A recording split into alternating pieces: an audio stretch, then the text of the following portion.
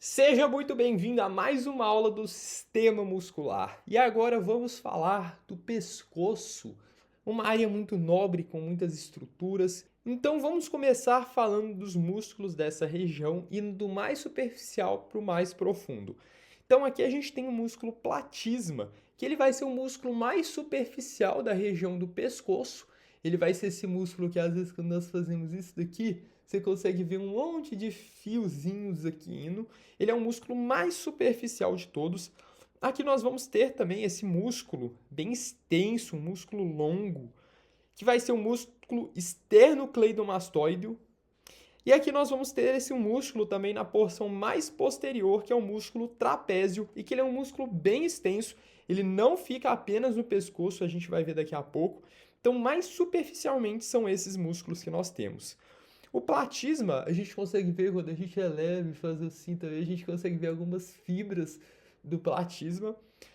O músculo esternocleidomastoide, que vai ter uma parte dele que vai se ligar ao externo e terá outra parte que vai se ligar na clavícula. Fica um exercício, depois vai no seu espelho, força aqui a região e você vai ver que você consegue ver exatamente uma parte indo para o externo e outra parte indo para a clavícula. E aqui o trapézio numa vista mais lateral, que vai ser esse músculo mais posterior. O músculo esternocleidomastoideo, ele tem basicamente a função, por exemplo, se vocês fizerem uma flexão de cabeça, vocês vão ver que esse músculo aqui, ele vai estar mais contraído, ele vai estar mais palpável também. Mesma coisa quando a gente faz essa flexão lateral de cabeça com rotação. Então a gente flecha a cabeça e faz rotação, esse músculo vai ficar bem proeminente, tá vendo? Então são alguns desses movimentos dessa região envolvendo esse músculo. Aqui nós temos o músculo trapézio, que a gente pode ver que tem uma parte dele que está na região do pescoço, mas também vai ter uma boa parte dele que está que está localizado aqui no dorso, e ele vai ter basicamente a função de isso daqui, ó, elevar as escápulas, tá vendo? Quando você faz esse movimento, você eleva as escápulas e se ação do trapézio. Tanto que na academia, geralmente, os exercícios de trapézio é aquele que você pega os halteres assim e levanta. Então, em geral, os exercícios da academia que envolvem o trapézio, você pode perceber que envolve esse movimento daqui. Aqui, a gente observando um pouco da anatomia de superfície, a gente consegue observar o músculo trapézio posteriormente aqui e o músculo esternocleidomastoideo, aqui justamente o que eu falei para vocês observarem, a parte external do músculo, que ele vai se ligar ao externo, e a parte que se liga na clavícula. Inclusive, esse músculo, ele vai atuar quando você tiver que fazer uma inspiração forçada. Ele é um músculo acessório da respiração. Então, perceba só, quando a gente estiver falando de respiratório, a gente vai ver a importância disso. Mas quando a gente precisa de uma inspiração um pouco mais forçada, a gente vai precisar expandir mais a caixa torácica, certo? E como ele tem ligação aqui com o externo e com a clavícula, a contração dele vai ajudar a expandir um pouco mais. Então eu vou fazer aqui, observem só.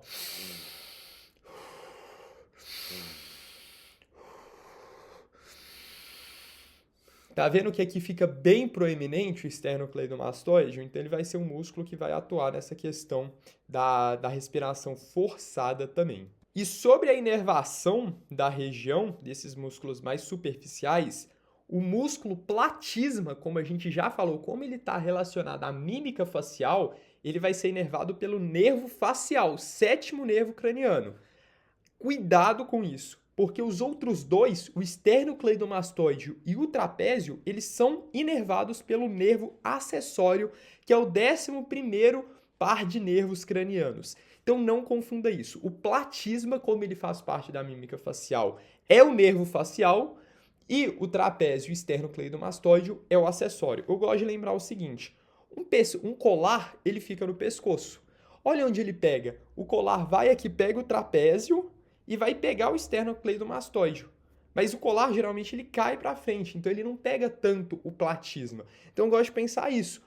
O colar é um acessório, ou seja, esses músculos daqui, o trapézio e o esternocleidomastoide, vão ser inervados pelo nervo acessório. E cirurgias, pessoal, nessa região mais posterior, no trajeto aqui do nervo acessório, eles podem causar uma lesão que a pessoa vai ficar com esse ombro caído, justamente porque o trapézio, a função dele é justamente fazer essa elevação. Então, como ele é inervado no quesito motor pelo nervo acessório, quando há uma lesão desse nervo, a pessoa vai apresentar um ombro caído no local da lesão. Então, pode acontecer, por exemplo, uma biópsia de linfonodo na região aqui mais posterior, cirurgias. Então, qualquer coisa que possa lesar esse nervo pode causar essa lesão. E esses músculos, o trapézio e o esternocleidomastoide, além deles serem importantes na questão da mobilidade, eles vão ser importantes porque eles vão delimitar a região cervical em diferentes partes. Marcado pela letra A, nós temos aqui a região do esternocleidomastoide, que vai ser essa região que fica realmente em cima do músculo. Aqui, marcado pela letra D, nós vamos ter a região cervical anterior, que é essa região que fica anterior ao esternocleidomastoide. Na letra C aqui, que é essa região posterior ao esternocleidomastoide e anterior ao trapézio, vai ser a região cervical lateral, justamente porque vai ser bem na lateral. E quando nós vamos para essa região que fica em cima do músculo trapézio, nós vamos ter a região cervical posterior. Aqui nós conseguimos ver um pouco mais esse plexo cervical, as raízes nervosas saindo aqui, e aí inervando o esternocleidomastoide, os músculos mais profundos também da região do pescoço. Então, essa questão de sensibilidade, o plexo cervical vai ter uma atuação muito relevante aqui. E vale ressaltar, pessoal, para vocês tomarem muito cuidado. Lembra que eu falei essa parte um pouco chata? Eu sei, é uma decoreba e são muitas exceções. Porém, é algo que seu professor pode vir a cobrar. Por exemplo, o músculo platisma, do ponto de vista motor, ele é inervado pelo nervo facial, assim como os músculos outros da mímica facial. A localização de inervação do nervo trigêmeo, a gente percebe que o platisma ele não está nesse território de inervação. Ou seja, ele vai ser inervado do ponto de vista de sensibilidade pelo plexo cervical, assim como os outros músculos do pescoço.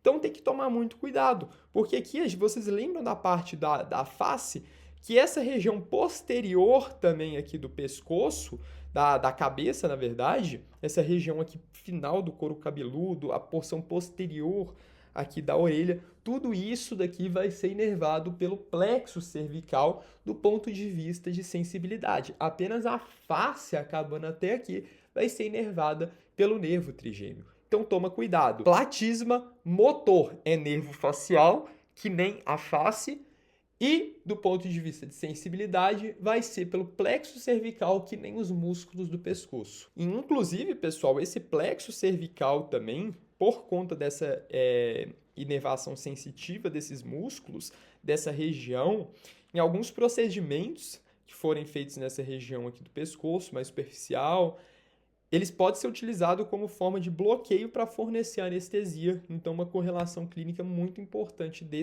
dessas inervações sensitivas. E agora que a gente já viu essa porção mais superficial, vamos olhar um pouco mais para a porção um pouco mais profunda. E esses músculos são muito legais. Faz um exercício aqui comigo.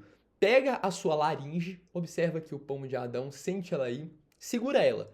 Agora, engole. Engole de novo. Você percebeu que quando você engoliu, primeiro ela sobe e depois ela desce?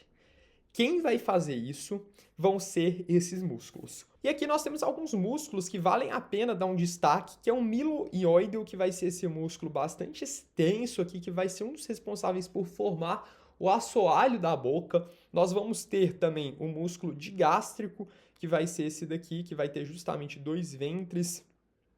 Nós temos aqui na porção inferior, nós vamos ter aqui nos infraioides, nós vamos ter esse músculo tireoide, tem vários, esternotireoide, nós temos aqui o homoioide, que tem uma correlação bem interessante. E aqui, infelizmente, na inervação, na função específica de cada um, não tem como fazer um macetinho bom, que nem quando a gente for para membros inferiores, membros superiores, que a gente vai dividir por fáscias, e que aí seria simplesmente eu falar, vocês vão considerar os infraioides, todo mundo é inervado por tal no motor é tal, é inervado em questão de sensibilidade por tal, vai fazer... Não, aqui é um pouco mais complexo, aqui tem um pouco mais de detalhes.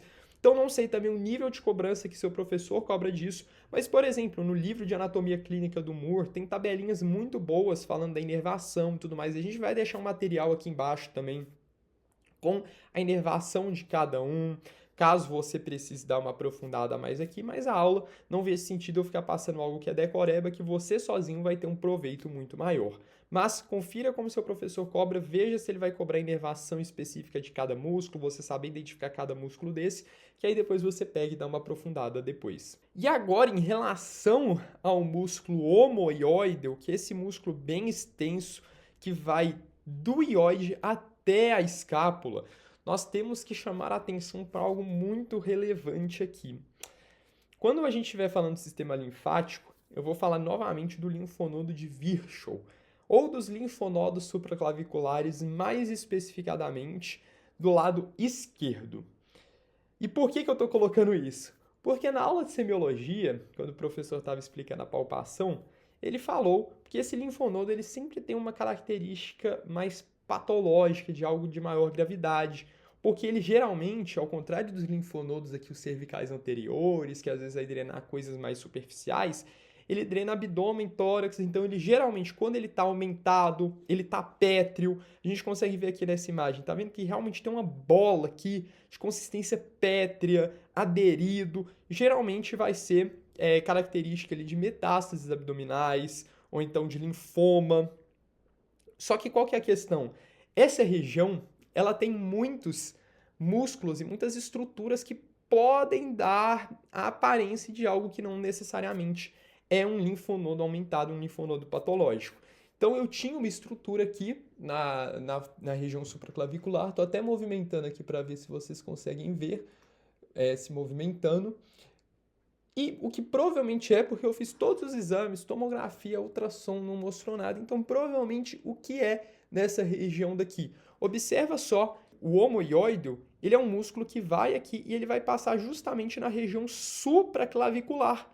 E ele tem um aspecto alongado, que dependendo, porque obviamente tem variações anatômicas, às vezes a palpação pode dar a impressão de ser um linfonodo, de ser alguma outra estrutura de maior relevância. Então, colocando isso para entrar na lista aí de diagnósticos diferenciais que você tem que ter na hora. Às vezes você pega uma pessoa jovem que não tem sintoma, com uma estrutura ali que aparece do outro lado também, então aí você pode pensar, ok, tem outras estruturas que podem causar isso também. Então, bom, pessoal, recapitulando, a gente já falou do platisma, do esternocleidomastoide, do trapézio, que são os mais superficiais, aí depois a gente já foi um pouco mais profundamente, que vão ser os supraioideus e os infraioideus. E agora vamos entender a parte mais profunda de todas, os músculos mais profundos do pescoço. Então vamos por partes, tá, pessoal? Aqui nós temos o número 1, que esse músculo é chamado de músculo longo da cabeça, porque ele sai justamente da cabeça. A gente está vendo aqui que ele vai sair do crânio, então ele sai da cabeça. Nós temos esse 2, que é o músculo longo do pescoço, porque ele já sai aqui do atlas, ou seja, ele já sai do pescoço. Aqui nós vamos ter o músculo reto, esse 3 daqui é um músculo reto, observa só, ele realmente é reto, e aqui ele vai estar anterior, então é um músculo reto anterior da cabeça. Esse daqui pode ser um pouco contraintuitivo, mas não vai ser reto posterior. Podia ser, mas vai ser reto lateral da cabeça, justamente porque ele está mais na lateral.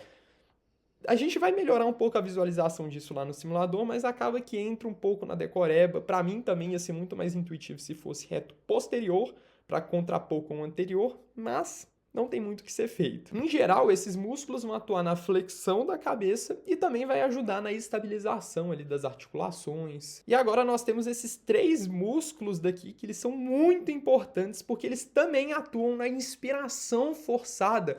Quando a gente está... Quando a gente precisa fazer essa inspiração, a pessoa está com dispneia, falta de ar, eles vão atuar. E esses são os famosos músculos escalenos. E aqui o nome já é bem mais intuitivo. Aqui é a vista anterior, observe o externo. Aqui as vértebras, ou seja, aqui é posterior. Então, número 1, escaleno anterior. Número 2, escaleno médio. esses dois vão estar se ligando na primeira costela e, por fim, o escaleno posterior que ele vai estar se ligando na segunda costela.